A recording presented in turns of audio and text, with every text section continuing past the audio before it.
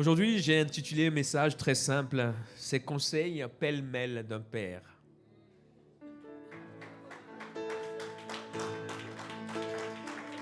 C'est les conseils pêle-mêle d'un père. Cette année, ça fera 30 ans que je suis chrétien. Cette année, ça fera 30 ans que le Seigneur s'est révélé à moi alors que j'étais sur ce banc dans cette église. Tout à l'heure, il était question de ce que nous représentons, ce que nous sommes, mais il faut savoir que ce que nous sommes, c'est une copie de ce que nous avons vu. Il y a des choses qui se voient dans notre vie, mais c'est parce que nous avons eu aussi un père spirituel, la personne de l'apôtre Josué, où nous avons vu certaines choses, certaines caractéristiques, le don de soi, le sacrifice, le service. Et d'ailleurs, il y a quelque temps, il donnait ce témoignage lorsque l'apôtre Pietruchel est venu au Bénin, comment est-ce qu'il a servi, etc., etc.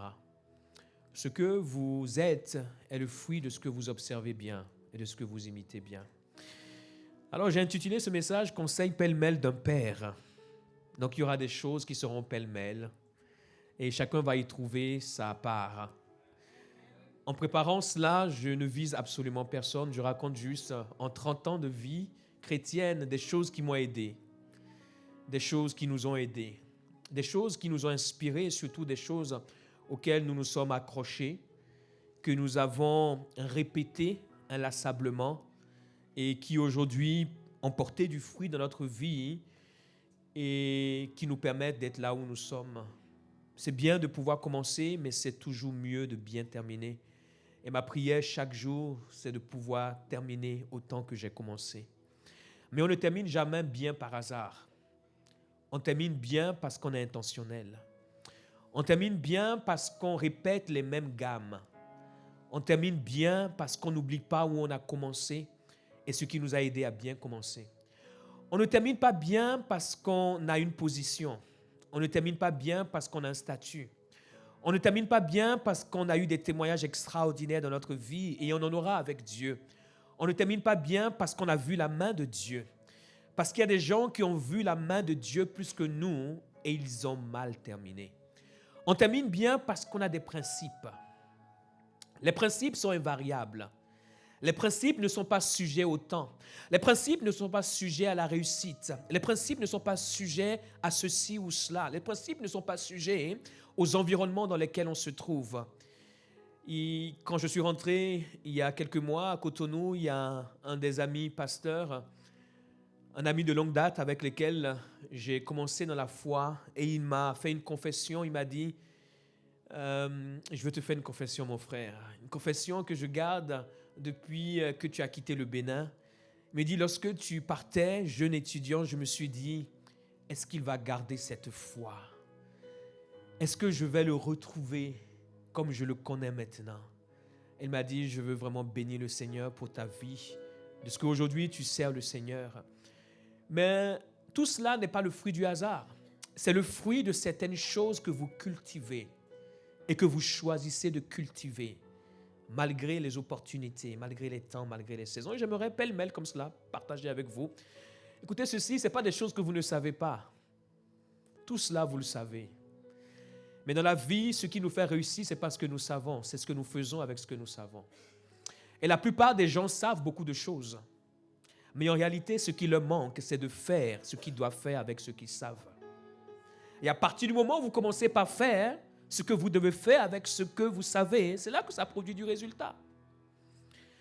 Imaginez-vous, depuis que vous êtes chrétien, le nombre de messages que vous avez entendus, donc vous savez beaucoup de choses. Mais votre réussite, votre succès et votre capacité à tenir malgré les saisons dépendra uniquement de vous, même pas de Dieu, parce que Dieu place beaucoup de choses entre nos mains et nous sommes décideurs de notre histoire, de notre vie, de notre destinée. Que Dieu nous aide à pouvoir vivre la vie qui va nous permettre de manifester sa gloire. Ce que je vais partager aujourd'hui, ce n'est pas pour tout le monde. C'est uniquement pour des fils et pour des filles. Ce que je vais partager, ce n'est pas pour tout le monde. Parce que notre mandat n'est pas de susciter des gens qui se disent chrétiens, mais des gens dont on dira qu'ils sont chrétiens. Être chrétien, c'est être à l'image de Christ. Et vous savez, personne ne doit se dire qu'il est chrétien. C'est les gens qui, autour de nous, en nous regardant à un moment donné de notre vie, disent finalement, tu es chrétien, tu es chrétienne, tu as quelque chose de Christ. Et ma prière, c'est qu'un jour, les gens puissent vous le dire. Les premiers, ceux qui se disent chrétiens, vivent une vie pour laquelle ils n'ont pas les fondations adéquates. Mais par contre, les seconds, ceux dont on dit qu'ils sont chrétiens, sont reconnus pour être à l'image de Christ à cause de leur vie. Mes enfants, dira l'apôtre Paul dans Galates 4, verset 19, pour qui j'éprouve de nouveau les douleurs de l'enfantement. Et là, il parle à ses enfants, il dit, jusqu'à ce que Christ soit formé en vous. Je voudrais être maintenant auprès de vous et changer de langage, car je suis dans l'inquiétude à votre sujet. Ils avaient bien commencé, ils commençaient par dévier, et il va leur écrire en leur disant, mes enfants, pour qui j'éprouve de nouveau les douleurs de l'enfantement. Pourquoi de nouveau les douleurs de l'enfantement? Parce qu'ils ont été formés en Christ, mais ils commençaient par être déformés. Et donc, à nouveau, ils se sentaient dans l'obligation d'éprouver les douleurs de l'enfantement pour que ce Christ soit formé en eux. Ce qui fait que nous arrivons à la fin et que nous arrivons bien, c'est parce que Christ a été formé. Et ce qui est formé constitue les ingrédients et les principes que nous laissons dans notre vie. Si Christ n'est pas formé en nous à la fin de notre vie, nous aurons parcouru ce chemin et cette histoire qu'on appelle la vie chrétienne. Et en réalité, la forme que nous aurons ne ressemblera pas à Christ. Et ma prière pour vous, c'est que vous ne fassiez pas partie de ce lot-là.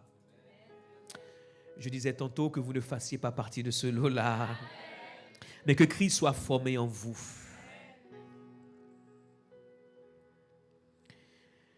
Les enfants ressemblent aux parents. Si vous avez des enfants qui ne vous ressemblent pas, posez-vous des questions. Les enfants ressemblent aux parents. Je suis très observateur et des fois, quand je regarde ma fille, je me dis, mais comment est-ce possible cela? Il y a des choses que je ne lui dis pas. Et elle les fait comme je les fais. Et ce n'est pas parce qu'elle m'a observé ou elle s'est dit, je vais imiter papa, mais c'est en elle. C'est la puissance des gènes. Les enfants ressemblent aux parents. Maintenant, lorsque vous transposez cela spirituellement, les enfants, ce n'est pas ceux qui vous appellent papa ou maman. Le temps m'a appris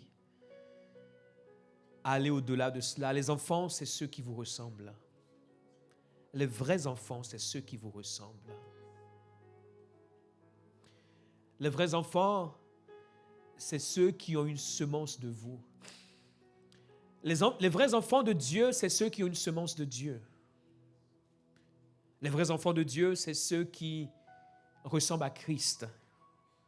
Les vrais enfants de Dieu, c'est ceux qui ont une marque de Christ en eux. Selon la Bible, la longévité de la vie n'est pas forcément associée à la force que nous pouvons déployer sur terre, mais elle est très souvent liée à notre capacité à écouter nos pères et à suivre leurs conseils. Aujourd'hui, je vais beaucoup enseigner. Je vais plutôt enseigner, pour ça que je suis calme, pour que ça puisse parvenir jusqu'à vos cœurs. Dans Proverbe 3, il dit, « Mon fils, n'oublie pas mes enseignements et que ton cœur garde mes préceptes, car ils prolongeront les jours et les années de ta vie et ils augmenteront ta paix. » Les jours de notre vie sont associés à notre capacité à pouvoir être conseillé, à être conduit, à être éduqué. La vie n'est pas un événement, la vie est un cheminement. Et pour pouvoir parcourir le chemin de la vie, il nous faut des directions. Tout le monde naît, mais tout le monde ne peut pas vivre dans la vie. Le fait de naître ne nous qualifie pas pour arriver à la fin de la vie. Lorsque nous naissons, nous devons cheminer dans cette vie, parcourir un chemin. Et pour cela, nous avons besoin de conseils, nous avons besoin de préceptes, nous avons besoin d'instructions, nous avons besoin de direction, comme cela a été partagé la semaine dernière. Nous avons besoin d'hommes et de femmes qui ont été quelque part, qui ont vu les tours que la vie peut des fois apporter et nous aider à les éviter.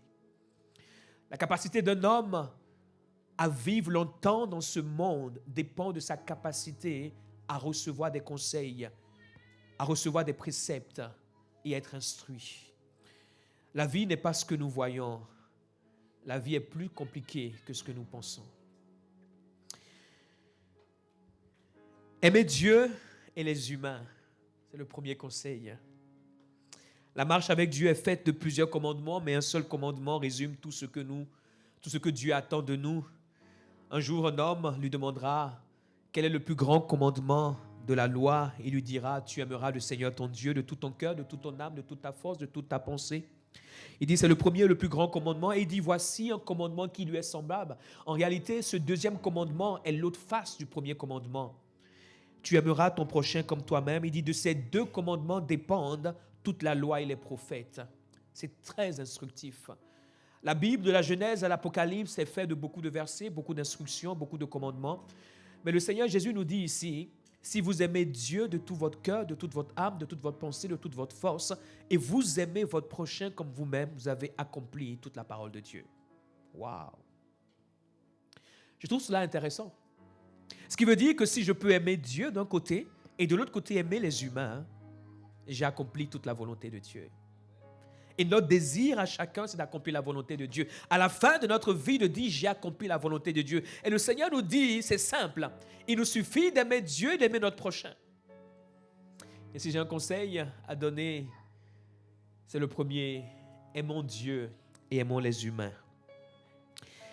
Lorsque nous aimons Dieu, nous aimons indéniablement sa présence. Il est impossible de pouvoir aimer Dieu sans aimer sa présence.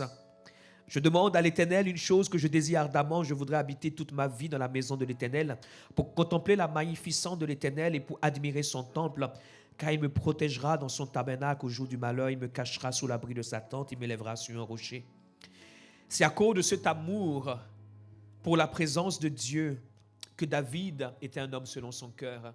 La présence de Dieu se manifeste du moins de différentes manières. La présence de Dieu se manifeste dans sa parole. La présence de Dieu se manifeste dans la prière. La présence de Dieu se manifeste dans l'enseignement que nous recevons. La présence de Dieu se manifeste dans la compagnie que nous avons avec les justes, etc., etc. Aimer Dieu et aimer les humains. On ne peut pas aimer Dieu, ne pas aimer la présence de Dieu. Quand quelqu'un me dit qu'il aime Dieu, je regarde la manière dont il honore la présence de Dieu. Et je vous assure, c'est un signe indiscutable de comment vous aimez Dieu. Par exemple, vous ne pouvez pas aimer des amis et ne pas aimer être en leur présence. Et comment se fait-il que des fois nous disons aimer Dieu, mais nous n'aimons pas la présence de Dieu? Il y a quelque chose qui ne va pas. Et de la même manière, nous ne pouvons pas aimer la présence de Dieu, ne pas aimer la présence des hommes. Il dit, tu aimeras Dieu de tout ton cœur et tu aimeras aussi les humains. Écoutez ceci, mes chers amis. Aucun d'entre nous n'a vu Dieu. Pourquoi? Parce que Dieu est esprit. Aucun d'entre nous ne verra Dieu. Ce qui prouve que nous avons vu Dieu est la manière dont nous traitons les humains. Tous les humains sont égoïstes par définition. Ce qui prouve que vous avez changé, que nous avons changé par rapport aux autres humains, c'est à partir du moment où nous nous intéressons aux humains, c'est la preuve que nous avons été avec Dieu et que Dieu nous a changés pour maintenant vivre de manière désintéressée. Donc, quand je cherche à savoir comment est-ce que les gens aiment réellement Dieu, vous savez ce que je fais, c'est très simple. J'observe la manière dont ils prouvent aux autres qu'ils les aiment.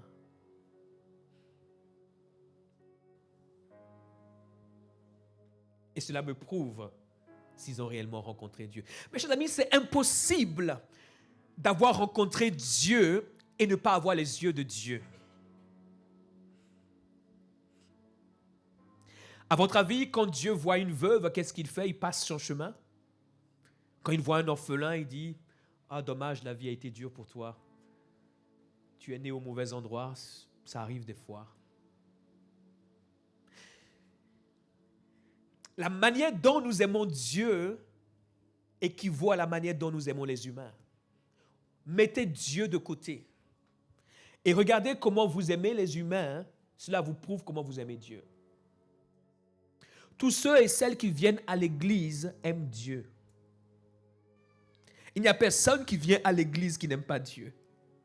Tous ceux et celles qui viennent à l'église aiment Dieu. Ils chantent pour Dieu. Ils écoutent la parole de Dieu. Et des fois même, ils servent Dieu. Tout le monde à l'église. Mais ce qui prouve réellement, c'est la manière dont nous vivons avec les humains. C'est la première leçon que j'aimerais vous laisser. Offrez-vous à Dieu. J'ai oublié de noter les leçons, mais vous les noterez. Sinon, comment vous écrivez ou sinon vous réécoutez le message. Offrez-vous à Dieu. Nous ne pouvons pas être utilisés ou nous ne pouvons pas être un instrument entre les mains de Dieu que si nous sommes disponibles pour être utilisés par Dieu. J'ai réalisé que Dieu ne nous force pas et ne nous forcera jamais. C'est la manière dont nous nous rendons disponibles qui définit la manière dont Dieu nous utilise. Si ce téléphone me fuit, aussi beau, aussi grand qu'il soit, aussi capable qu'il soit technologiquement, s'il me fuit, il ne sera pas à ma portée. Et s'il n'est pas à ma portée, je ne peux pas l'utiliser. Et si je ne peux pas l'utiliser, alors il n'est pas utile entre mes mains. C'est la mesure avec laquelle je m'offre à Dieu qui définit la mesure avec laquelle Dieu m'utilise. Mes chers amis, Dieu n'utilise pas certaines personnes plus que d'autres, mais Dieu utilise plus ceux qui s'offrent à lui. C'est pour cela qu'au ciel, aucun d'entre nous ne pourra faire un reproche à Dieu. Dieu, tu as aimé mon voisin plus que moi. Et il nous dira, ton voisin m'a donné plus de temps que toi. Ton voisin a cru en moi plus que toi. Ton voisin pensait que j'étais capable de faire ceci plus que toi. En réalité, Dieu ne fait exception de personne, mais il nous utilise. Ne livrez pas vos membres au péché comme des instruments d'iniquité, mais donnez-vous vous-même à Dieu comme étant vivants de mort que vous étiez et offrez à Dieu vos membres comme des instruments de justice, nous dit Romains 6, 13. Donc la mesure avec laquelle nous nous donnons à Dieu définit et détermine la mesure avec laquelle Dieu nous utilise. Si je donne 10% à Dieu, Dieu utilisera 10%. Si je lui donne 20%, ce sera 20%, etc. La manière dont je me rends disponible pour Dieu. C'est une chose de pouvoir prier, c'est une autre chose d'être disponible pour Dieu. Et cela met le curseur non pas au niveau de Dieu, mais à notre niveau. Peu importe d'où tu viens, la manière dont tu t'offres à Dieu lui permettra de pouvoir t'utiliser. C'est pour cela que des hommes et des femmes qui sortent de nulle part apparaissent quelque part. Parce qu'ils ont décidé, malgré leur histoire, de pouvoir se donner à Dieu. Je vous exhorte donc, frères, c'est l'apôtre Paul qui le dit. On va plutôt aller dans 2 Corinthiens 8, 5. Et non seulement ils ont contribué comme nous l'espérions, mais ils se sont d'abord donnés eux-mêmes au Seigneur, puis à nous par la volonté de Dieu. 2 Corinthiens 8, verset 5. Ils se sont d'abord donnés eux-mêmes au Seigneur, première chose. Et ensuite, ils se sont donnés à nous. Et ce point rejoint celui qu'on vient de partager par rapport à l'amour. Il dit, tu aimeras le Seigneur ton Dieu de tout ton cœur, de toute ton âme, de toute ta force, et tu aimeras ton prochain comme toi-même. En fait, Dieu ne mesure pas notre spiritualité avec la spiritualité, mais mesure la spiritualité avec l'humanité.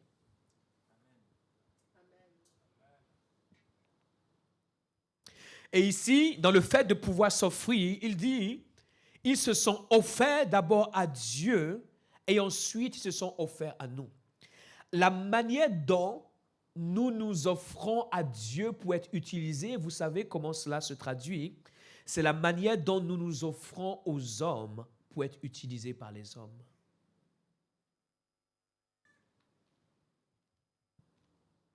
Dieu utilise moi. Je m'offre à toi. Il n'y a pas de problème. Et qu'est-ce que Dieu fait? Dieu va te conduire vers des hommes qui vont se servir de toi. Non, moi je veux servir Dieu. Moi je ne veux pas servir les hommes. Ah non, pas du tout. Non, non. Moi je suis là pour servir Dieu. Moi je ne sers pas. Mais c'est ce qu'il dit. Pourquoi? Mes chers amis, Dieu est esprit. Tout ce que Dieu fait, il le fait à travers des humains. Donc même lorsque nous disons, je me suis offert pour être utilisé par Dieu, Dieu te poussera toujours à pouvoir t'offrir à des humains à travers lesquels il œuvre, il opère pour pouvoir t'utiliser.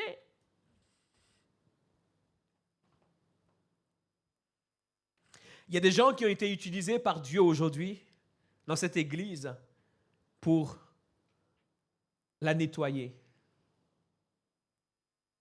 pour installer, pour jouer. Mais ils ont été capables de pouvoir le faire parce qu'on leur a dit, il faut venir jouer à telle heure. Je crois que tu as reçu un message d'un ange ce matin du ciel qui t'a dit qu'il fallait que tu viennes jouer à telle heure, n'est-ce pas? Non, si, il faut leur dire que tu as bien reçu un message d'un ange. C'est l'ange Gabriel qui est venu. Pas du tout. Mais ils ont servi Dieu. Comment? En servant les humains. Tant que tu ne t'offres pas à un humain, tu ne t'es pas offert à Dieu. N'oubliez jamais, dans ce voyage de la vie, que Dieu est bon. Ça, c'est un principe qui m'a gardé pendant ces 30 années. Il y a des choses difficiles que j'ai vues. Et certaines, même dans une biographie, je ne les partagerai pas. Des fois, avec mon épouse, on en discute. Même dans une biographie, je ne le partagerai pas. Mais n'oubliez jamais que Dieu est bon. Si vous oubliez cela, vous allez vivre le miracle de Dieu. Et le jour d'après, vous vous éloignerez de Dieu. C'est quelque chose que vous ne devez jamais oublier, quel que soit ce qui vous arrive. C'est une vérité qui ne doit jamais vous quitter. Dieu est bon. Dieu n'est pas bon lorsque je comprends. Dieu n'est pas bon lorsque j'ai toutes les réponses. Dieu n'est pas bon lorsque tout va dans mon sens. Dieu n'est pas bon lorsque la prière est exaucée. Dieu n'est pas bon lorsque les gens sont contents avec moi. Dieu n'est pas bon lorsque les gens sont avec moi. Dieu n'est pas bon lorsque les gens acquiescent tout ce que je dis. Dieu n'est pas bon lorsque tout est rose dans ma vie. Dieu est bon, c'est tout. Dieu est bon. Et j'aime souvent rappeler ce psaume, le psaume 89, qui nous est dit, au verset 14, ton bras est puissant, ta main forte, ta droite élevée. Et surtout, il dit que la justice et l'équité, au verset 15, est la fondation du trône de Dieu. Ça veut dire quoi? On aurait pu aussi parler de cela. Que Dieu est juste, que Dieu est équitable. Donc la justice et l'équité sont la fondation de Dieu. Maintenant, du trône de Dieu, là où Dieu s'assoit. Maintenant, regardez, devant lui, il y a quoi? Devant lui, il y a la bonté et la fidélité. Ça veut dire que Dieu ne peut pas faire un pas sans être bon et sans être fidèle. La justice et l'équité sont la fondation de son trône. Le jour où Dieu est injuste, il n'a plus de trône. Le jour où Dieu n'est plus équitable, il n'a plus de trône. Et lorsqu'il se lève de son trône, ce qu'il voit devant lui, c'est la bonté et la fidélité. C'est pour cela, le jour où tu as oublié que Dieu est bon, tu as perdu Dieu. Et dans ce parcours de la vie, c'est quelque chose qu'il ne faudra pas que tu oublies. Dieu est bon. Point final. Pour le reste, des fois, il te donnera des explications, des fois, il ne te donnera pas. Mais Dieu est bon. Pleure ce que tu dois pleurer, mais Dieu est bon. Crie ce que tu dois crier, mais Dieu est bon.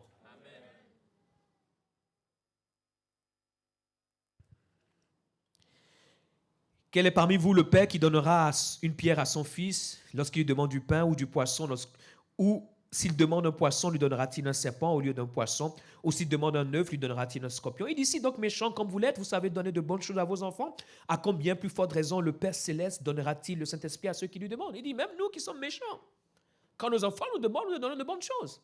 Alors imaginons Dieu. Donc Dieu ne peut pas être mauvais. Dieu est bon. Cela vous gardera longtemps. Et cela vous permettra d'aller loin. Parce que c'est l'une des choses sur lesquelles l'ennemi viendra vous titiller un jour ou l'autre, il te dira, si Dieu est bon, pourquoi tu es seul? Si Dieu est bon, pourquoi ils t'ont abandonné? Etc. Ensuite, pour vous qui notez, ayez la pensée de Dieu. Connaissons ce verset dans Romains 12 qui nous dit « Ne vous conformez pas au siècle présent, mais soyez transformés par le renouvellement de l'intelligence afin que vous discerniez quelle est la volonté de Dieu, ce qui est agréable, bon et parfait. » Ce qui est bon, agréable et parfait, pardon. Il est impossible de pouvoir appartenir à Dieu, le suivre, tout en ayant une pensée contraire à Dieu. La pensée est intérieure, mais vous savez comment est-ce que nous connaissons la pensée des gens? Il faut simplement parler avec eux. C'est la raison pour laquelle j'aime beaucoup parler avec les gens.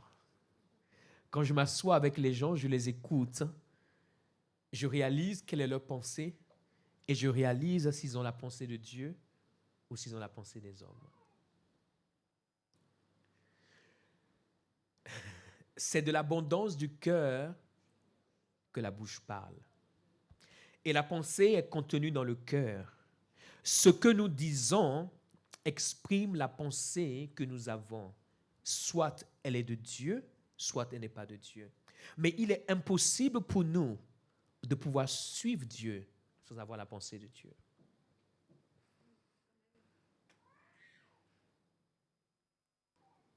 Et la pensée de Dieu se cultive.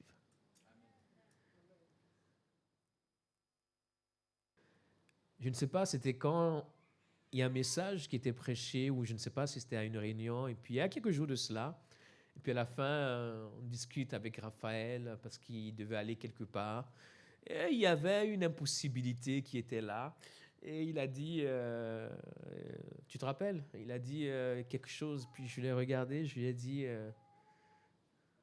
pardon? C'était une bonne pensée humaine, mais ce n'est pas la pensée de Dieu. La pensée de Dieu voit toujours les opportunités, même face aux impossibilités.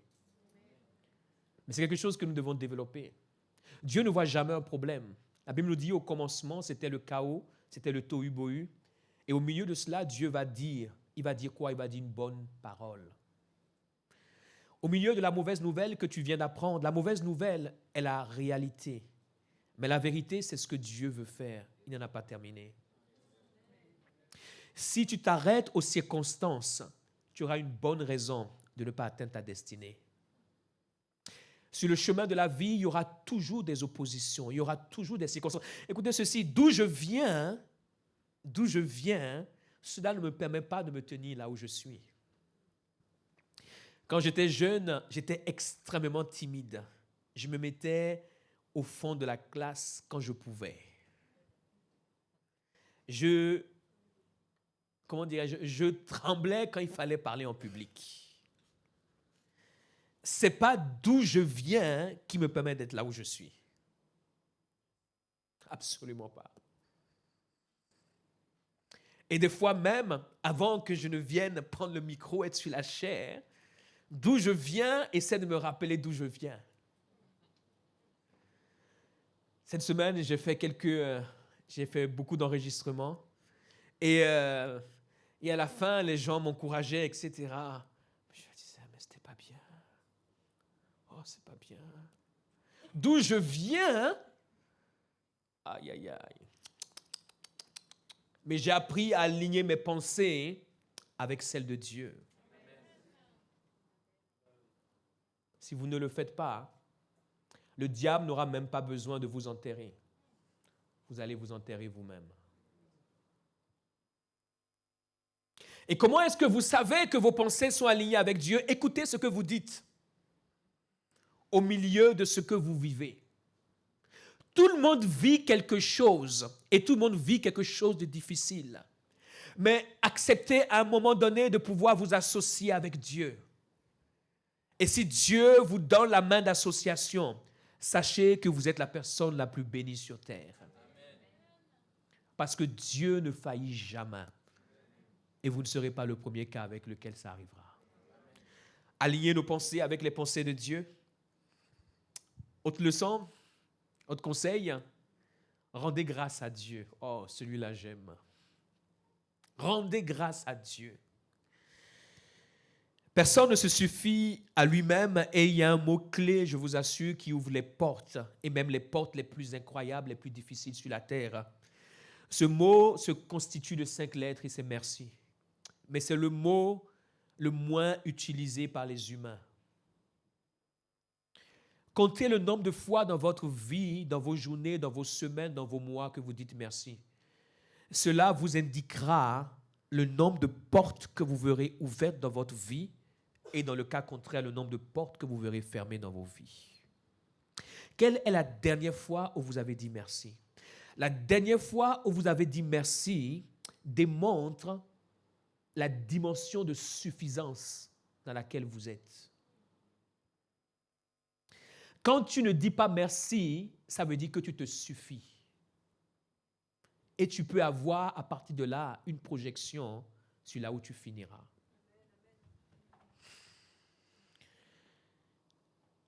La reconnaissance est une qualité rare de nos jours. Et c'est l'une des qualités qui empêche les gens d'arriver à la ligne d'arrivée.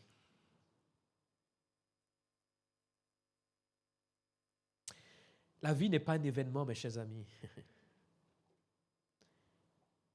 Là où tu penses avoir réussi et avoir tout rassemblé, une seule chose peut venir tout détruire. Mais un seul merci du passé te permettra de tout recouvrir. Et l'oubli d'un merci du passé te gardera là, des fois pour l'éternité.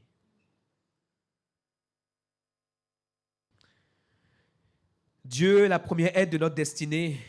Ensuite viennent certains humains. Dans l'aide par rapport à la destinée, il y a Dieu qui est la première aide et ensuite les humains. Vous avez compris dans ce que je suis en train de partager avec vous? Je parle de Dieu, je parle des humains parce qu'en réalité, Dieu s'exprime à travers les humains. Il dit, rendez continuellement grâce pour toutes choses à Dieu le Père au nom du Seigneur Jésus. C'est dans Éphésiens 5, verset 20 qu'on trouve cela. J'ai réalisé dans ces 30 ans que je ne dis pas quelques, mais je dis la majorité des problèmes des chrétiens, la majorité de leurs problèmes, ce ne sont pas des problèmes spirituels. La majorité des problèmes des chrétiens, ce ne sont pas des problèmes spirituels. Ce sont des problèmes naturels. Et la majorité des problèmes des chrétiens, on parle de l'action de grâce, ce sont des problèmes d'éducation.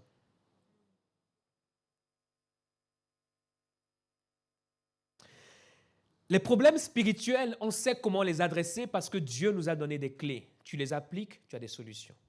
Mais pourquoi avec certains problèmes spirituels, malgré le fait qu'on les adresse avec les clés spirituelles que nous connaissons, il y a peu de solutions? Je vais vous expliquer. Un jour, il y a 10 lépreux que Jésus voit. Et ces 10 lépreux crient parce qu'ils sont lépreux, ils sont bannis, ils sont à l'extérieur de la ville. Et le Seigneur leur dit, allez vous présenter au sacrificateur. Et alors qu'ils marchaient, qu'ils allaient vers le sacrificateur, ils vont vivre une guérison. Mes chers amis, ces gens étaient lépreux, on ne sait depuis combien de temps. Ils étaient bannis de la société, ils ne pouvaient rien faire. Ils dépendaient absolument de la générosité de ceux qui étaient autour d'eux. Et pendant qu'ils marchaient pour aller vers le sacrificateur, la lèpre va les quitter. La lèpre est un cancer. La lèpre te ronge, la lèpre te détruit, la lèpre te met à part. La lèpre pousse les gens à ne pas s'approcher de toi. Et pendant qu'ils marchent, la lèpre part. Et sur les 10, écoutez ceci, les 9 continuent et un revient. Il revient. Et le Seigneur lui dit, « Wow, oh, tu es tout beau par rapport à tout à l'heure. Ah, tu as changé de couleur. Tes mains ne sont plus... » Pour certains d'entre vous, vous n'avez jamais vu de lépreux.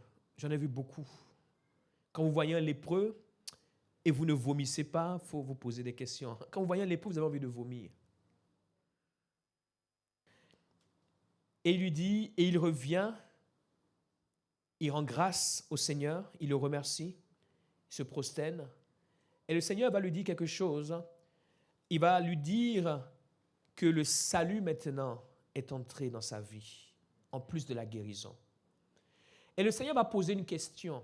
Mes chers amis, quand Jésus pose des questions, ce sont des leçons. Le Seigneur va lui dire, et les 9 autres n'ont-ils pas été aussi guéris? En quelque sorte, pourquoi les 9 autres ne sont pas venus dire merci? Et il va dire aux disciples qui étaient avec lui, n'y a-t-il que cet étranger? Parce que celui qui est revenu était un Samaritain. Donc on présume que les autres étaient des... Ok. Donc le problème des chrétiens n'est pas spirituel.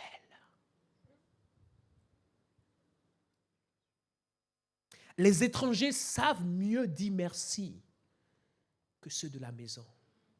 Parce que ceux de la maison, ils arrivent à un stade où ils pensent que c'est un dû.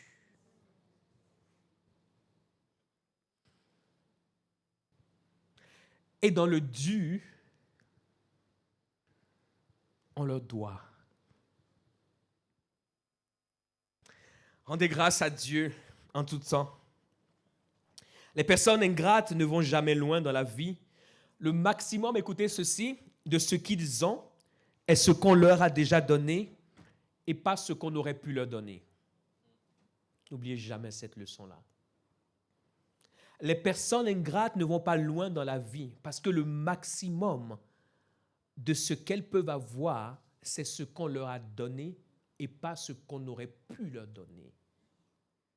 Celle-là, elle est terrible. Et en 30 ans, je l'ai vue plus d'une fois. J'ai vu ceux et celles qui pensaient, écoutez ceci, il y a des hommes et des femmes aujourd'hui, ils ne vous donneront jamais le témoignage de comment est-ce qu'ils sont parvenus à comment Dieu les utilise. Vous savez pourquoi? Hein? Parce qu'elles ne veulent pas qu'on sache qu'un jour, elles n'avaient pas et que quelqu'un les a aidées.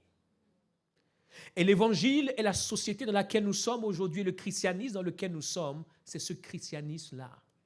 Où même des hommes et des femmes de Dieu ne vous diront jamais qu'un jour ils n'avaient rien. Ils vont vous faire croire qu'ils sont descendus du ciel avec tout. C'est faux. Allez leur dire de ma part que c'est faux. On sait qu'ils n'étaient rien, que quelqu'un les a aidés.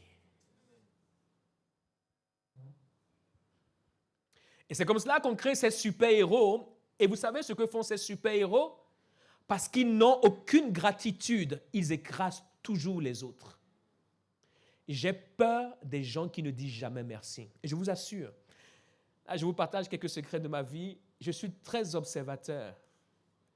Si tu es quelqu'un qui est ingrat, je ne peux pas te donner des responsabilités. Je vous dis la vérité. Parce que le jour où je te donne des responsabilités, tu tueras le plus petit.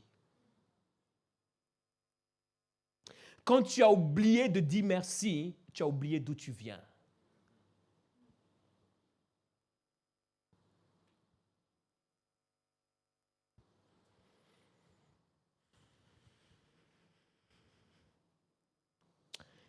Dépendez de Dieu.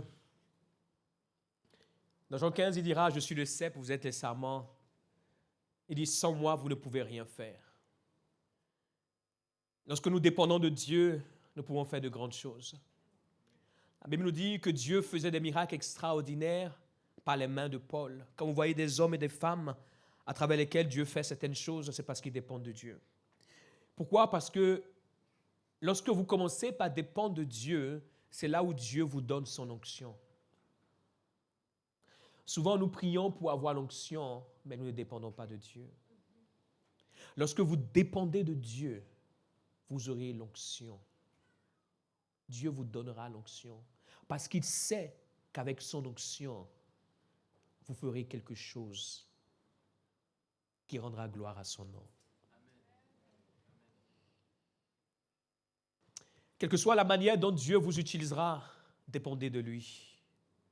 Quel que soit ce que Dieu fera dans votre vie, dépendez de lui. Je vais vous donner un conseil. Par exemple, si vous êtes amené à être un prédicateur de la parole, faites la différence entre la parole que vous prêchez pour les autres et la parole avec laquelle vous vous nourrissez. La parole avec laquelle vous vous nourrissez exprime votre dépendance de Dieu. Quand vous prêchez aux autres, vous ne dépendez pas de Dieu. Ils dépendent de la parole de Dieu en vous. Et quel est le signe que toi-même, tu dépends de Dieu?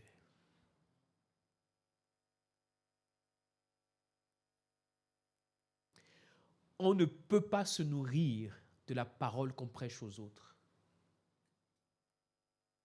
On doit se nourrir de la parole avec laquelle on dépend de Dieu. Dépendons de Dieu.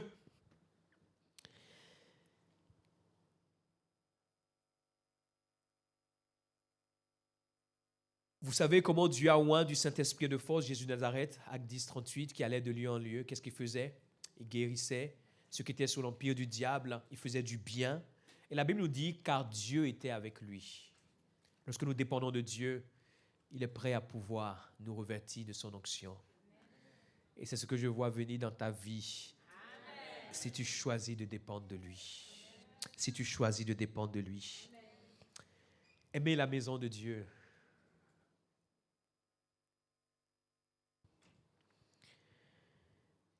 De nos jours, la maison de Dieu n'est plus un lieu d'habitation, mais un lieu de visitation. Je sais que ce que je partage avec vous ne sont pas des messages populaires, mais en ce jour d'excitation de la fête des Pères, je trouvais que c'était le meilleur message que je pouvais partager avec vous. En 30 ans de vie, ce sont des choses qui m'ont guidé et ce sont des choses que j'ai retrouvées dans la vie de mon époux, ce sont des choses qui nous ont construits. Aimer la maison de Dieu. Vous savez, aujourd'hui, nous avons, à mes yeux, une génération qui des fois démontre des signes de faiblesse et d'inconsistance parce que la dimension de la maison de Dieu est quelque chose qui a disparu. Lorsque vous découvrez Dieu, la question même d'aller à l'église ne peut pas se poser.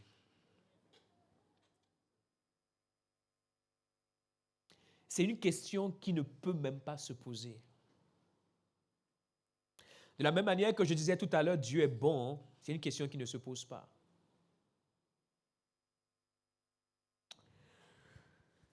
Je suis dans la joie quand on me dit « Allons à la maison de l'Éternel ». Je suis dans la joie quand on me dit « Allons à la maison de l'Éternel ». Je ne suis pas dans la joie parce que je vais forcément avoir quelque chose à la maison de l'Éternel. Je ne suis pas dans la joie parce que j'ai eu quelque chose dans ma vie et donc je vais à la maison de l'Éternel. Je suis dans la joie parce que je vais dans la maison de celui qui est le plus important de toute éternité. Amen.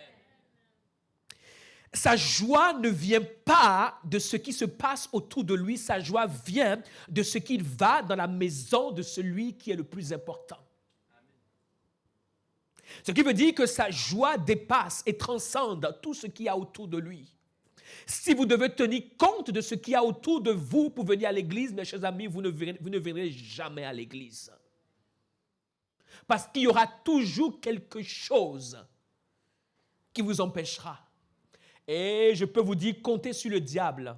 En 30 ans, j'ai appris qu'il est un expert pour s'assurer que la maison de Dieu soit le dernier endroit où vous vous trouvez. Le nombre de fois où dans ma vie, je ne ressentais absolument rien et quand je suis entré dans la maison de Dieu, j'ai l'impression que mon pasteur s'est assis et qu'il a écrit un message pour moi et uniquement pour moi. C'est-à-dire qu'il s'est assis et il a écrit pour moi. Les autres disaient Amen, mais je disais, mais vous ne savez même pas ce que vous dites, vous êtes des menteurs. Parce que cette vie-là, ce n'est pas votre vie. Cette vie est ma vie. Amen. Si tu tiens compte de ta joie pour venir dans la maison de Dieu, tu feras des choix. La Bible nous dit, il se rendit à Nazareth, Luc 4, verset 16, on peut me l'afficher, celui-là, parce qu'il y a un mot qui m'intéresse ici, il est dit, selon sa coutume, il entra dans la synagogue le jour du sabbat, il se leva pour faire la lecture. La Bible nous dit que le Seigneur Jésus-Christ avait un principe. Le jour du sabbat, il avait une coutume, c'est d'aller dans la maison de Dieu. Nous suivons le même Jésus-Christ. Ça, c'est une coutume. Et j'aimerais me mettre encore plus fort. C'est une loi. C'est un principe. C'est une règle de vie. Est-ce qu'on est obligé d'aller à l'église? Mes chers amis, aller à l'église est la règle. L'exception n'est jamais la règle. Le jour du sabbat, selon sa coutume, quelle coutume nous avons? Nous avons perdu la coutume de l'église. Est-ce que je peux prêcher dans cette maison? Amen. Cette maison est une maison de principe. Tu ne peux pas me dire que tu aimes Dieu et tu ne viens pas dans la maison de Dieu. Tu as beau m'expliquer tout ce que tu peux m'expliquer, parce que la majorité de la vie que tu as eue, il y a eu beaucoup de votre vie que j'ai vécue. Tu as été étudiant, j'ai été étudiant aussi. Donc viens me raconter quelles sont les études que tu fais qui t'empêchent de pouvoir venir à l'église le dimanche. Ce n'est pas les études qui t'empêchent de venir à l'église le dimanche, c'est que tu es désorganisé. Ce n'est pas les études. On a été étudiant. Tu as un travail. On a eu travail pour travail avec même des gens sous nos ordres. On était plus responsable que toi. Quel travail tu as? Tu es désorganisé. Ah non, j'ai des enfants. Moi aussi, on a eu.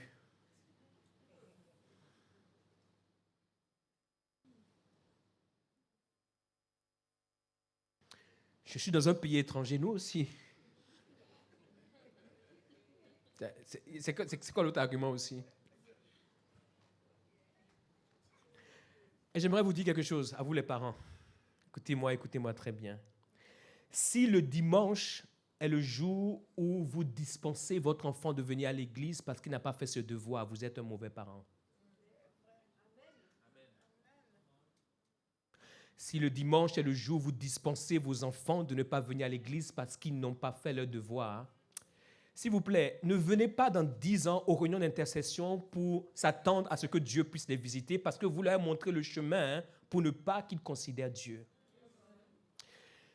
Que tu le veuilles ou que tu ne le veuilles pas, le jour du Seigneur est le jour du Seigneur. Le nombre de fois où après ici, elle a continué ses devoirs à la maison. Mes chers amis, ça ne l'a pas tuée. Et ça ne la tuera pas. Des fois, on a des week-ends compliqués, mais elle sait qu'elle sait qu'elle sait. Cette heure-là, c'est pour Dieu. Amen. C'est un principe. Et le jour où vous ne serez pas, le principe sera en elle. Le principe sera en lui. Et peu importe le pays où la personne ira étudier, le principe sera là. Pas d'excuses. Au nom de quoi? J'aimerais vous poser une question. Celui-là, j'aime beaucoup. Je vais vous poser une question. Pourquoi du lundi au samedi, vous n'avez aucune excuse? Pour ce qui est secondaire. On a commencé par aimer Dieu. Et celui qu'on dit qui est le meilleur de notre vie, on a des excuses pour lui. Non, mais disons-nous la vérité. Et quand vous prenez tout ça les uns à côté des autres, vous vous étonnez pourquoi des fois ce Dieu est silencieux dans votre vie. Parce que lorsque ce Dieu regarde votre vie, il voit ce qui est prioritaire. On peut lui dire, Seigneur, tu es ma priorité. Mais le Seigneur dit, merci pour l'information que tu viens d'apporter, mais cette information est un mensonge. Parce que quand je te regarde du lundi au samedi, ce qui est prioritaire pour toi, il n'y a personne qui peut te bouger de ça. Maintenant, allons plus loin. Nous sommes en région parisienne. C'est vrai que des fois, il peut y avoir ce qu'on appelle ça, des embouteillages et toutes sortes de choses. Mais l'embouteillage est une exception. En région parisienne, ça fait 10 ans que je vis maintenant, il n'y a pas des accidents tous les dimanches quand tu viens à l'église. Et s'il y a des accidents, par décret divin, je change ta localisation. Et je te fais trouver une maison sur les trajets, il n'y a plus d'accidents. Mais toi, tous les dimanches, spécialement, les accidents t'attendent. Et les bouchons. Pourquoi? Parce qu'il n'y a pas d'anticipation. Le nombre, écoutez ceci, le nombre de personnes que j'ai vues pour un entretien d'embauche, ça fait 6 mois, il n'a pas travaillé, il nous a fatigués, on a prié, on a jeûné, on a maigri même par la force des choses. Et pour son entretien, 2 heures avant, il est déjà sur place, il t'appelle. Tu dis, mais je pensais que l'entretien c'est dans 2 heures. Non, pasteur, je suis déjà là, je veux m'assurer vraiment de posséder le lieu. Pourquoi tu ne viens pas à l'église 2 heures avant pour posséder le lieu? C'est le lieu de ton travail que tu veux posséder. Ce n'est pas le lieu de ta destinée que tu veux posséder. Mes chers amis, je suis pratique. Dans ma vie, je ne me souviens pas. Je parle en 30 ans, du jour où j'ai décidé parce que je n'allais pas bien. Et je peux vous dire, même quand notre fille est restée 3 mois, presque, à l'hôpital, dimanche après dimanche, j'allais à l'église, certains dimanches, je prêchais. Je ne fais pas ce que je fais à cause de ce que je vis, mais à cause de celui que je connais. Si vous n'avez pas ce principe-là, je vous assure, vous n'irez nulle part. Et vous pouvez recevoir toutes les prophéties que vous voulez sur votre vie. Aucune ne marchera. Ce sont des principes qui vous gardent et qui vous permettent d'aller loin. Et quand bien même vous vous retrouvez quelque part. Nous avons commencé l'église destinée, il n'y avait personne. On était tous les deux dans notre salon. C'était l'église destinée. C'est un principe. Que ton frère soit là, que ta soeur ne soit pas là. Le principe, c'est que Dieu est là.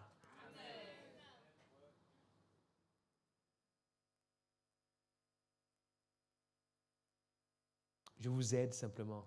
Parce que certains d'entre vous, vous avez 30 ans devant vous. Amen. Selon sa coutume, quand les chrétiens ont une semaine difficile, ne viennent pas à l'église. Le jour où ton patron n'est pas d'accord avec toi, décide de ne pas aller au travail le lendemain. Là, tu me prouveras que tu es vraiment un homme de principe. Le surlendemain, tu recevras un avertissement. Et si ça continue le mois prochain, certainement qu'on te virera. Vous voyez comment est-ce qu'on joue avec la grâce de Dieu? Tout c'est la grâce. C'est ça.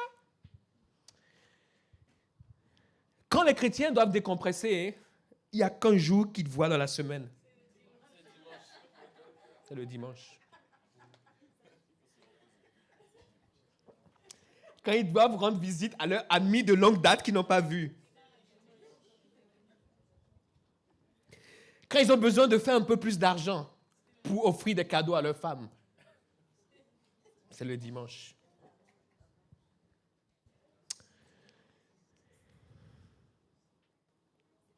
Faites de Dieu votre trésor. Et il vous gardera comme la prunelle de ses yeux. On a parlé des humains. L'une des choses par rapport à Dieu, c'est que Dieu opère à travers des humains. Et j'ai découvert que dans notre vie, lorsque nous entrons dans notre destinée, c'est aussi parce que nous avons appris à pouvoir nous attacher aux humains. Si vous voulez voir Dieu se manifester dans votre vie, il faut apprendre l'art de s'attacher aux humains. Ruth vivait dans un pays qui était compliqué, un pays idolâtre, mais elle a vu Naomi et elle a appris à pouvoir s'attacher. Pendant votre séjour dans ce monde, il y a une forme de discernement que vous devez absolument développer. C'est la capacité à discerner Dieu dans la vie de certaines personnes. Et votre capacité à pouvoir vous attacher à ces personnes fera en sorte que Dieu, comme un cadeau qu'on ouvre, va se révéler à vous. Dieu ne vient pas avec la trompette en disant « Je suis là, coucou, c'est moi, regarde-moi ». Il nous revient de pouvoir le voir lorsqu'il est silencieux.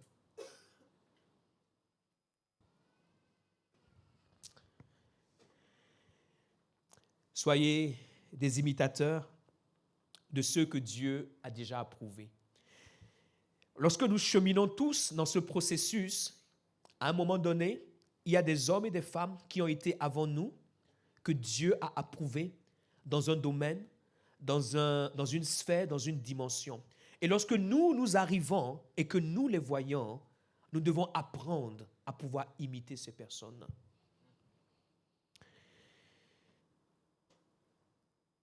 Souvenez-vous de vos conducteurs qui vous ont annoncé la parole de Dieu. Et il dit ceci dans Hébreux 13:7, « Considérez quelle a été la fin de leur vie et imitez leur foi. » Il y a des choses que Dieu ne vous dira pas. Il y a des choses que nous devons apprendre à imiter. Le Seigneur ne nous dira pas tout. Il y a des choses que nous devons simplement imiter. Certains d'entre vous, vous passez trop de temps dans votre chambre à prier. Il y a un temps pour prier et il y a un temps pour imiter.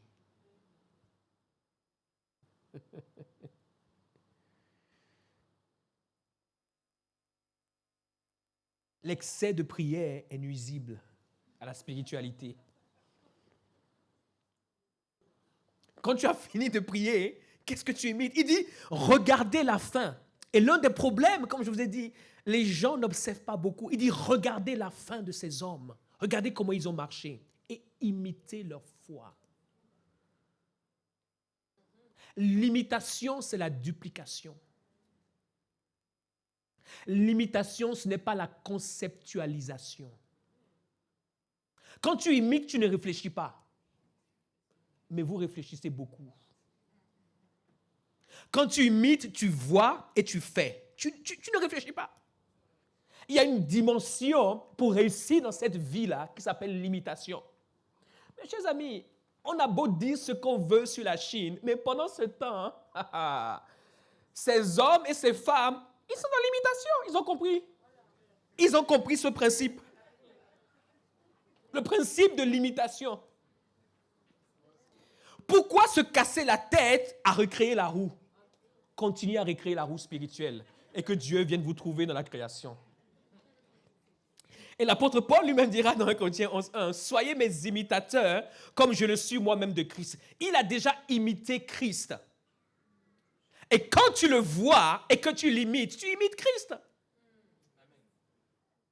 Mais comment est-ce qu'il a réussi à imiter Christ? Parce qu'il y a certaines choses que Christ lui a montrées et que Christ ne te montrera pas. Mais le fait de pouvoir l'imiter, c'est comme si Christ a parlé. Et le résultat qu'il a, c'est le résultat que Christ aurait donné. OK. C'est parce que il y a 2-3 points que j'aimerais voir. Il dit, une leçon que j'ai apprise, c'est ne vous faites pas oublier. Ah, celui-là, je l'exerce énormément. Dans la vie, comprenez ceci. Tous les humains ont la faculté d'oublier. Il n'y a personne qui se rappellera intentionnellement de toi. Il n'y a personne dans ce monde qui va t'aider comme s'il n'a pas des problèmes à s'occuper. Il n'y a personne qui va sortir de chez lui et qui va dire non, je n'ai rien à faire dans la vie, je suis rassasié de la vie, j'ai tout dans ce monde, je vais essayer de m'occuper de quelqu'un. Depuis que tu es sur terre, est-ce que tu as rencontré des gens comme ça?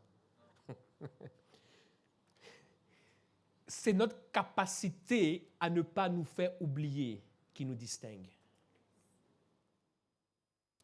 Et chaque jour de votre vie, vous devez vivre pour faire en sorte qu'on ne vous oublie pas. Ce qui veut dire que vous devez poser des actes. Jonathan, lorsqu'il a vu David qui a combattu Goliath, vous savez ce qu'il a fait? Il a enlevé son manteau, il lui a donné. Il a pris son épée, il lui a donné. Qu'est-ce qu'il a fait? Il s'est assuré que jamais David ne l'oublie.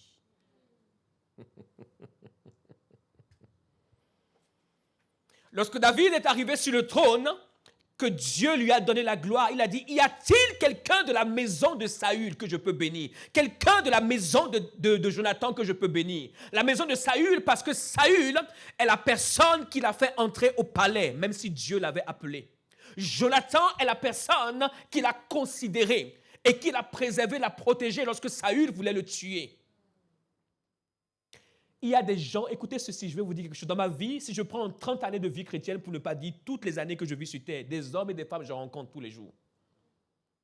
Des gens qui viennent me voir pour discuter, pour demander la prière, demander ceci. Des hommes, c'est des milliers de personnes que j'ai rencontrées dans ma vie.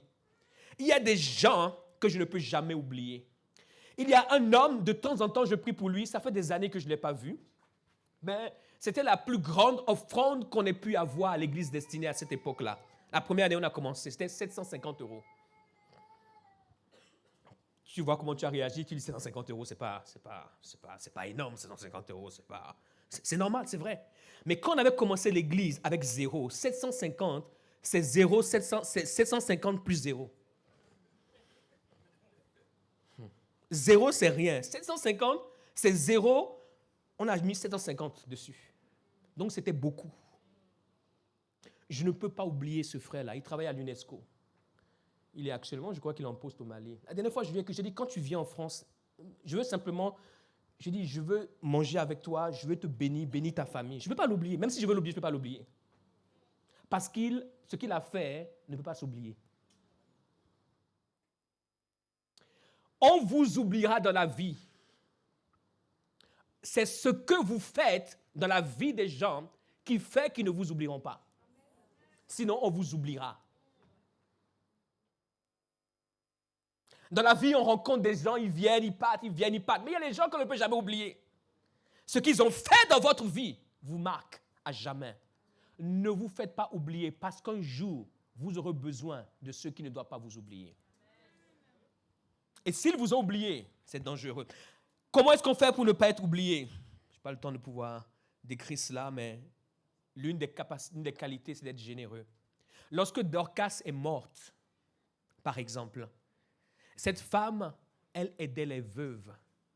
Elle faisait des choses pour les veuves. Lorsqu'elle est morte, ils ont prié pour elle. Comme on prie pour souvent les gens. Quand on pense que ce n'est pas le temps, on prie pour eux. Seigneur, ramène-les à la vie. Ils ont fait ce qu'ils doivent faire. Mais Dorcas est morte, elle était toujours froide. J'étais là ce jour-là. Mais quand ils ont fini, vous savez ce qui s'est passé? Ils ont appris que Pierre n'est pas très loin.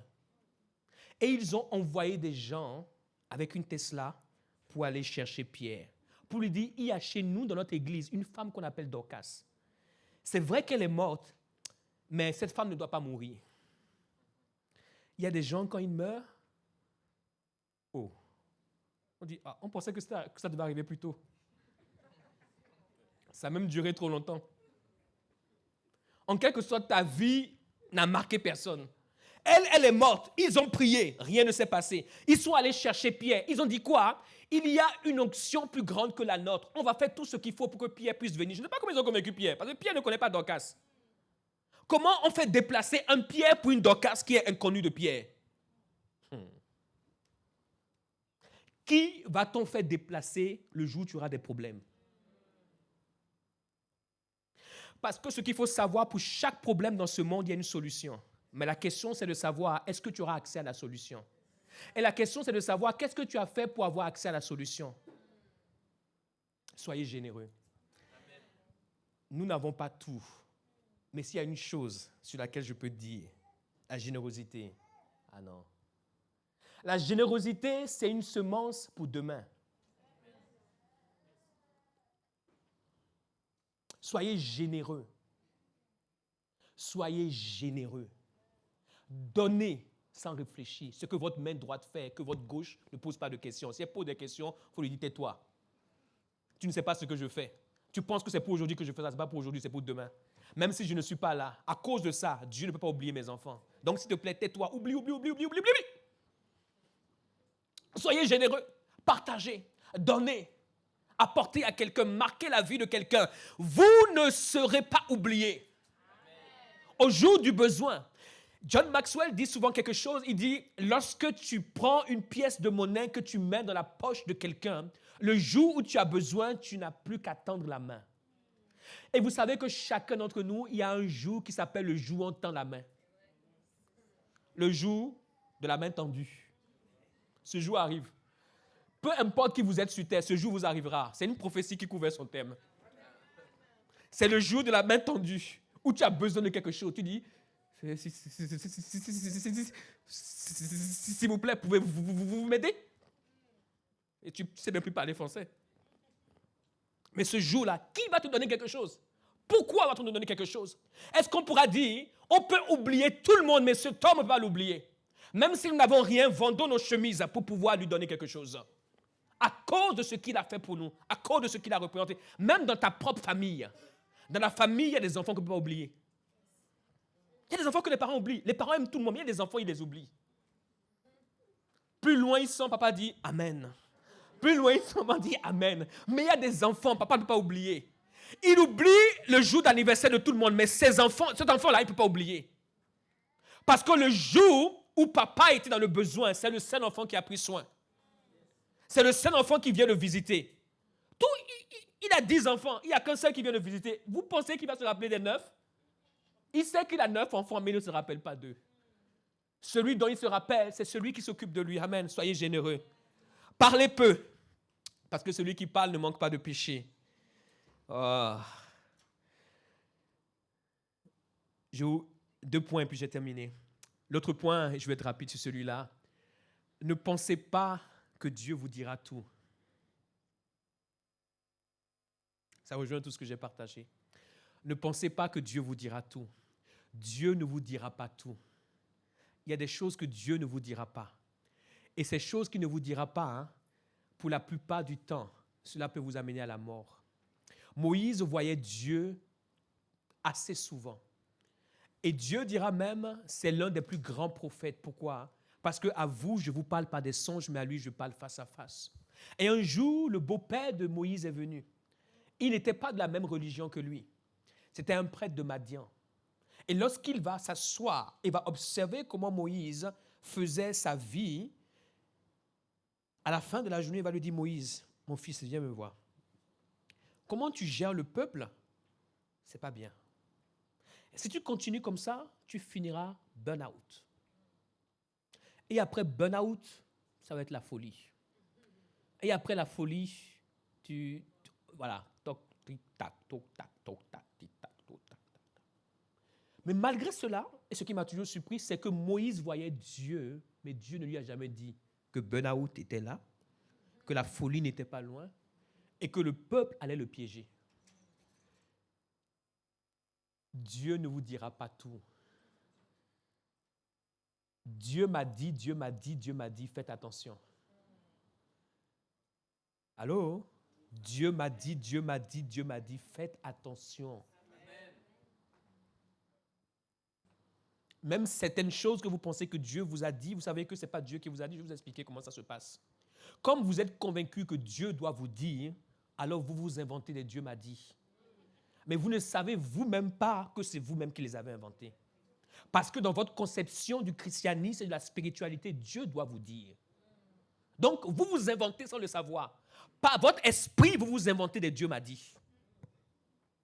Mais Dieu ne vous dira pas tout. Quand tu as demandé 1 fois, 2 fois, 3 fois, il n'a pas dit, passe ton chemin. Parce que s'il voulait parler, il n'a pas besoin que tu lui demandes 10 fois.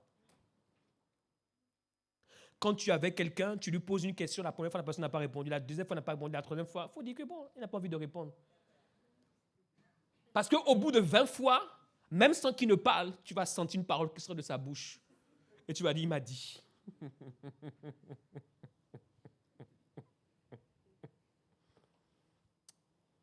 Je voulais tellement, écoutez ceci, je voulais tellement servir Dieu. Et j'avais une idée de la manière dont je voulais servir Dieu quand j'ai quitté l'école biblique, tellement en feu pour Dieu. J'ai dit à mon épouse, est-ce qu'on était fiancés même à l'époque? Oui, déjà. Je lui ai dit, parce que je devais étudier à Grenoble, à l'époque, je ne sais pas s'ils sont encore aussi cotés, je pense, à l'ESA, c'était l'école supérieure des affaires de Grenoble. Et je lui ai dit, envoyez mon dossier. Je lui ai dit, appelle-les et retire mon dossier. Elle m'a dit, mais est-ce que tu es... Je lui ai dit, Dieu m'a dit. Dans cette atmosphère où je suis dans l'école biblique, quand je vais sortir de là, c'est pour servir Dieu de manière extraordinaire. Donc, enlève mon dossier, enlève mon dossier, enlève mon dossier. Ce n'est pas Dieu qui m'a dit. Dieu ne m'a rien dit. Mais j'étais tellement avec Dieu qu'avec lui, c'est comme s'il m'a dit.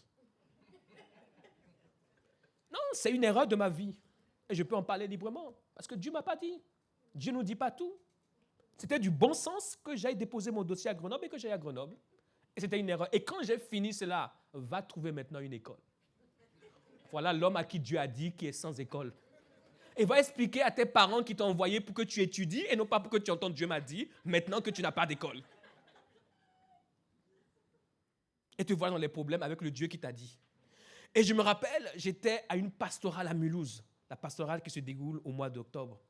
Je me rappelle exactement comme si c'était hier, c'était il y a plus de 10 ans. Et je suis sorti à la pause. Je dis, Dieu. Maintenant, il faut dire quelque chose. Je vais vous expliquer. Et le Seigneur m'a ouvert une porte. Et je suis venu étudier à Paris. J'ai étudié à Paris à la rue du Paradis. Mais cette rue du Paradis, au quotidien, ce n'était pas le paradis pour moi. Parce que j'habitais à Limay, dans le 78, et je venais étudier rue du Paradis, et j'allais faire mon stage à Dijon. Donc, ça n'a pas été une rue du Paradis pour moi. Et je parle surtout aux jeunes d'aujourd'hui. Dieu m'a dit à gauche, Dieu m'a dit à droite. C'est pour cela, quand ils viennent dans mon bureau, je dis, tu as fait quoi comme étude? La prochaine étape, c'est de faire ça. Oublie ce que Dieu t'a dit. Moi, je veux te parler de la part de Dieu. D'accord? Et je finis le dernier point, et je finis. Merci pour votre attention. C'est la fête des pères, je ne peux pas terminer sans parler des pères, en tout cas pour aujourd'hui. Dans notre vie, nous devons avoir des pères et pouvoir honorer les pères. Dans notre vie, nous avons différents types de pères. Le premier père, c'est le Père céleste. C'est celui qui nous crée spirituellement. Le deuxième, c'est le Père humain. Le Père humain, c'est celui qui nous enfante biologiquement, celui qui nous adopte ou même celui qui nous éduque. Des fois, il y a des parents qui ne nous ont pas fait naître, mais ils sont nos parents parce qu'ils nous ont éduqués. Moi, j'ai eu la joie, j'ai eu la grâce de pouvoir grandir avec un de mes oncles. Il m'a éduqué. La rigueur que j'ai, c'est lui qui me l'a donnée. C'est lui qui m'a, comment dirais-je, qui m'a cadré, recadré, qui m'a donné d'être comme ça. Donc, nous avons des pères humains, soit les parents qui nous ont mis au monde biologiquement, ceux qui nous ont éduqués. Quand je parle même de l'éducation scolaire, il y a des hommes et des femmes dans votre éducation scolaire qui ont été des pères. Heureusement qu'ils ont été là à ce moment-là. Parce que ce qu'ils vous ont dit, c'est ce qui vous a permis de faire le métier que vous avez fait plus tard. Donc, ils ont été un père pour vous, ils ont été un repère. Et bien entendu, après, nous avons aussi dans notre marche, nous avons des pères spirituels que Dieu nous donne. Un père est quelqu'un que Dieu établit et qui nous donne. Et tout au long de notre vie, il faut savoir que Dieu nous donne des pères. Et faites attention dans les saisons de votre vie d'avoir des pères. Pourquoi?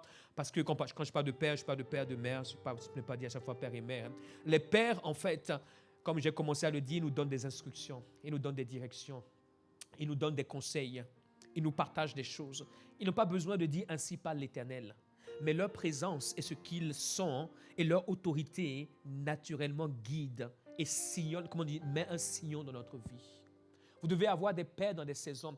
Il y a des saisons de votre vie où Dieu ne vous parlera pas.